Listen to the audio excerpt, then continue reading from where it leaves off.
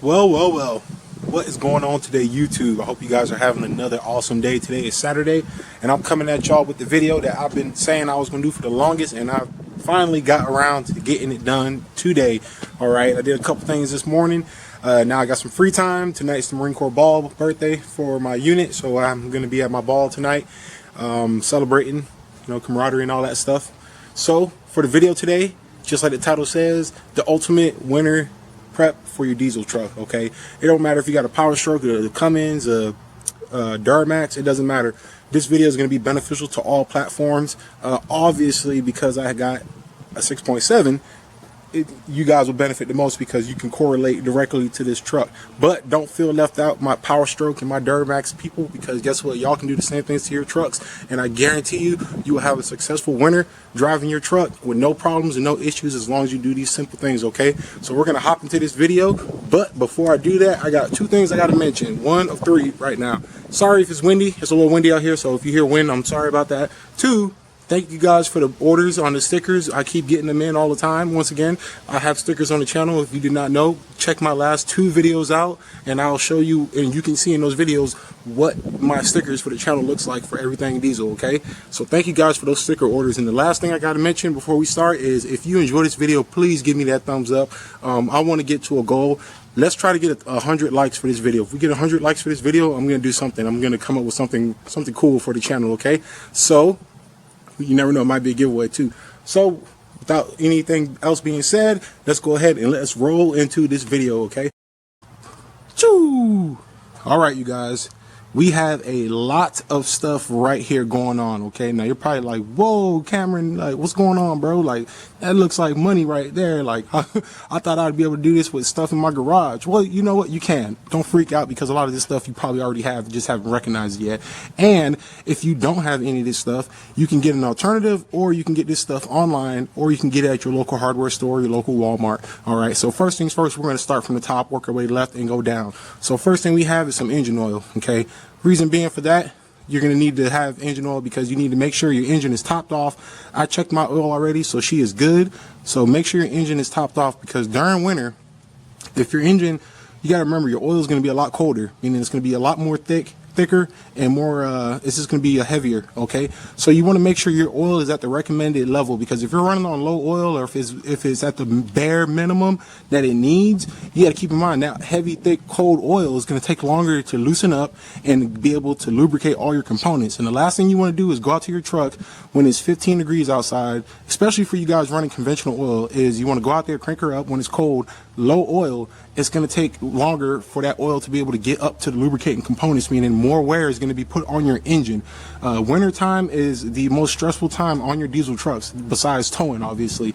And then even then, towing, whatever, it's subjective. Anyways, winter can be very harsh on your engine. Okay, a lot of times we'll go out there, we'll crank our trucks up, and we'll let it idle for about 10 minutes, 15 minutes. Okay, and that's idle time. Idle time is the harshest time on your diesel truck, believe it or not, unless you're like a racer, because your truck is idling. The RPMs aren't going up, so it's trying to get up to operating temp by idling, meaning it's going to take longer, meaning more components are going to be working longer to get the same amount of oil and lubrication that is needed to get up to the top side of your engine when it's colder and idling. So that means it's a longer chance of wear being able to occur on your engine. So you definitely want to make sure your oil level is topped off on your truck. That's the only reason why I have this bottle here. I checked my oil this morning when I got done driving. Oil is still good on this truck, so I don't have to worry about topping that off. The next one is going to be some type of diesel additive. Okay, the one that mainly is going to be good for gelling. Okay, so right here I have a bottle of AMSOIL diesel injector clean. I run this stuff pretty much every time I fill up, and I love it. It's amazing. And then I also have down here some AMSOIL diesel cetane boost. Okay, this is awesome because I would go with the injector clean before the cetane boost, because you want your pump, you want your fuel pump, and you want your injection pump to be lubricated. Okay, a lot of times, and I know I feel like this happens a lot in the Midwest or in those small towns, during winter they run a different type of diesel, and sometimes you'll get a bad batch. Okay, running this is going to help eliminate, if not minimize, you getting bad fuel into your engine, into your fuel system. Okay, I highly recommend running some type of diesel additive. Okay, it doesn't have to be AMSO. This is what I use thanks to my buddy Adrian, who's an AMSO dealer. He hooks me up with this stuff. I run this on my truck. I love it. It idles smooth, good acceleration, everything. Okay, and it goes a long way. This bottle goes, god damn it, sorry about that. This bottle goes a long way when it comes to for tanks and whatnot. After that, so another brand I used to run before this was a brand called House diesel lubricant and anti-gelling additive. I ran it in my truck. It did good. I prefer this obviously more, but that stuff works good. You can get it at Walmart. I think it's like $12 for a big old 64-ounce bottle. Okay. Next one we have is some battery protecting terminals, or battery terminal protector. It's a spray. You spray it on any type of contact items, okay, whether it's terminals, cables, connectors, stuff like that, anything like that. I do have some on my, I dropped my funnel. I do have some on my battery terminals now. You can't see it because when it sprays on it, well, you can see it a little bit there. It sprays on red, but then it kind of dries away a little bit, but it's going to keep your terminals from corroding, getting cruddy and crappy during the winters, okay? So you want to take care of your truck. Next one I got is some belt conditioner. Now this one people probably don't even think about, but it's still something to consider. Remember, you have your serpentine belt over here, right? If I can get in there, you got your serpentine belt. Half of us don't even pay attention to it because I know I barely don't. Okay, a lot of times people forget about it, but that belt is probably one of the most important components on your truck, because if that belt pops, your engine is not going to work, your water pump's not going to work, your power steering is probably not going to work. So you're going to lose a lot of components, and you can pretty much detonate your engine if you try to run it without a belt. It won't even really run. So it's important that you keep your belt in good conditions. Now, if your belt's to the point where you have cracks and chunks of it missing, don't waste your time and money with this. Get you a new belt, get it changed before it pops on you when you're driving. This is for if you have a belt that's in good condition, but you want to get the most life out of it, and maybe you got a little squeak in the belt. Just put some of that on it, and it's going to take it right away. Okay, you might have to add it a little more often than that, depending on the condition of your belt, but nonetheless, that is something very good to have. So far, this and this I got from Walmart. Next one over here we have is going to be a battery charger. Okay, now the reason why I have the charger out is not because necessarily your battery's weak, but more so to bring up the topic of you want to test your batteries. Okay, test your batteries before it's too late. If you're having harder starts in the winter, you're noticing your amps are dropping down. I'm sorry, not your amps, your volts are dropping down. Get your batteries charged up. You can get a battery charger at Harbor Freight, Walmart. I got this from Advanced Auto. It was on sale one time, and I bought that. You can even get it on Amazon. Battery chargers nowadays are cheap as hell. So get you a battery charger, and if you really need one, get you a float charger too as well. Okay. Next one we got is a grease gun. So you might be wondering, okay, well, what are we gonna do with that? Suspension. So I'm going to be greasing my suspension today because it's been a while since I've done it. Greasing your ball joints, your tie rod ends. You want to make sure all your suspension steering components are lubricated, especially during the winter, because that is going to be the time where things are being, you go from having something that's hot, warm all the time to really cold. The metal is going to shrink, it's going to compact. So you have a lot of things going on with your suspension that you need to be able to keep it lubricated. Okay, by doing that, you're going to get the max life out of your tie rods, ball joints, anything like that. Okay, if it has a Zerk fitting on it, Zerk fitting is what connects to the end of a grease gun. If it has a Zerk fitting on it, grease it. Okay, that's the easiest way to say it. All right.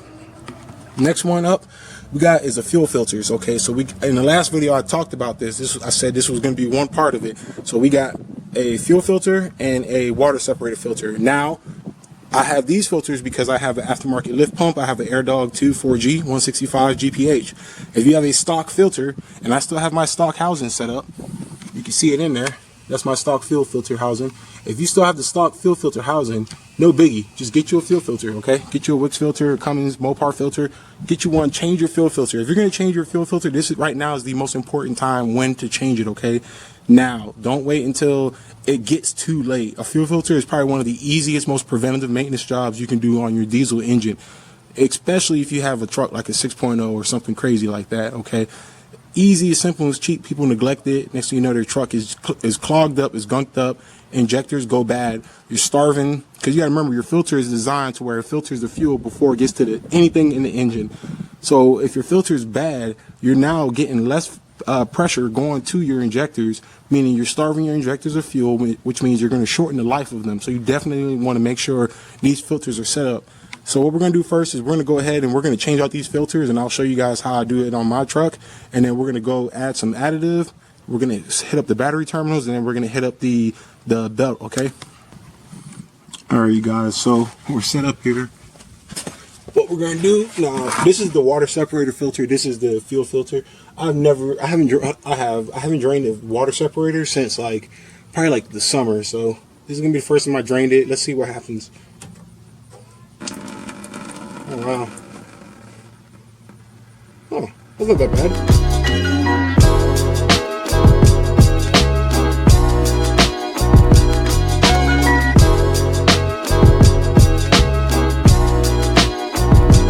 Dry up everything, make sure you don't have any leaks, and you'll be good with the fuel filter. Alright, you guys, this next one is even simpler. So one thing I forgot to mention, you probably should wear gloves when you change the fuel filter. If you get fuel in your hands, please wash it off immediately, because it can cause skin burn. Just trust me, it would happen. Alright, next one is going to be the battery terminals. Let's go ahead and get these cleaned up. So all you got to do, heat it up. Same thing.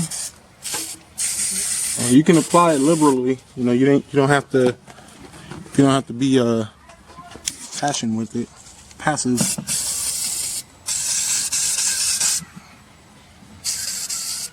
If you guys wondering, my catch can is still doing amazing, by the way. Usually I hit the alternator back one up, but I mean I already hit it up probably like a month ago, so I'm not worried about that. Guys, so we're underneath the truck now. So down here we got a couple components that can get grease. You guys know I got a steering brace installed on it for steering. There's a grease fitting right there that I can hit up. We got the drag link grease fitting. We also got grease fittings down on each tie rod end. All right, and then we have one here too, but it's really hard to get to that one because of where it's at. One thing you might have to do is turn the wheel in order to access it. Also, I did Moog U-joints, so you can also grease your U-joints if they have a Zerk fitting on them. Please do not forget to hit that up. I'm going to go ahead and grease all of these right now, and then come back to you guys as soon as I finish that, okay? All right, you guys. So that took a total of 2 minutes probably. I do have to rotate or move the truck back and then turn the wheel for my left side one. But you can see that grease hanging down there right now. I don't care. I greased up that. You can see it's nice and plump.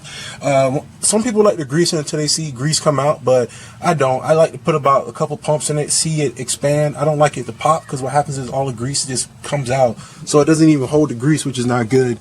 I greased my tie rod end over here. She's on her last leg. I got to do tie rods again, because the ones I put on were some cheap eBay ones. You can see there I greased my my U-joint, so she's all plumped up and fat now, like a little turkey with some grease in it. So we're good down here. While you're down here, take your time and inspect things. Look at your suspension. Make sure everything's good and tight, so that way you don't have any issues down the road. Make sure your sway links are good, all that basic stuff, okay? So now we're going to go ahead and we're going to add some diesel lubricant additive to the tank, and then we should be almost done with it. Alright, you guys, so now we got the funnel on the truck. We're going to go ahead and add some of this lubricant. This one is brand new, so I haven't used this one yet. So we're going to go ahead and pour some in. Now I got about, you should pour this in when you fill up. Obviously I didn't do that. I'm sitting at about half a tank, so I'm only going to add 15 ounces. Wait, make sure I did that right. Sorry, I'm only going to add I'm only going to add 6 ounces, okay? So, which is not much, because you can see over here the line, 6 ounces, that's nothing. So we're going to go ahead and add some in now. Yeah, I'll probably add a little more than that, whatever. Yeah, about close. Shit, it kind of smells like dog piss, but whatever. Alright, so we went ahead and took care of that now. So fuel's good, filters are good. We went ahead and hooked it up. This is just a disclaimer, or kind of like a FYI. Make sure your funnel's clean if you're using a funnel to pour the stuff in, so that way you're not pouring whatever's in dirt is in the funnel inside your fuel tank. That would be a big no-no. Okay, so that took a total of probably about I'd say about 15 minutes. On camera it's going to be less than that, obviously, because you know, well, just because it's camera, it's YouTube. So yeah, so we're looking good now, you guys. All right, you guys, so hopefully this video was beneficial for you guys. There is definitely some more things you can do to your truck in terms of getting it ready and keeping it safe. Definitely want to make sure, I already mentioned the batteries being charged, but one reason why you want to make sure your batteries is charged is so that way your grid heater is warming up, okay? Good volts. If you have a truck with glow plugs, make sure your glow plugs are good. An easy way to tell if your glow plugs are getting bad is when you turn the key, over time, if you notice it starts to get weaker and weaker, or the glow plug light stays on longer and the temperature outside is the same, that is pretty much an indicator your glow plugs are starting to get weak. All right, if you got a grid heater like Cummins come with and you still have it, just make sure your battery volts are pretty good. Grid heaters don't really go out on these trucks that often. Also, one thing I didn't mention was block heater. I do not have the harness for the block heater on my truck. I do plan on getting one. They're like $150 for the harness. But if you have a block heater unit set up, make sure your block heater is working accordingly. That way you don't have to wait last minute when you're trying to keep your engine warm overnight, okay? So you guys, if you enjoyed this video, please do me that huge favor. Give me that thumbs up on this video like I mentioned earlier, and also drop a comment down below. Let me know how you felt about this video and if you enjoyed it and if it, you know, if it was what you was looking for, okay, you guys. I'm always here to bring content to you guys and have you guys enjoy the channel. So until next time, you guys, which is going to be tomorrow because we have a brake job we have to do on old girl. Until tomorrow, you guys, take it easy, be safe, peace out, and God bless.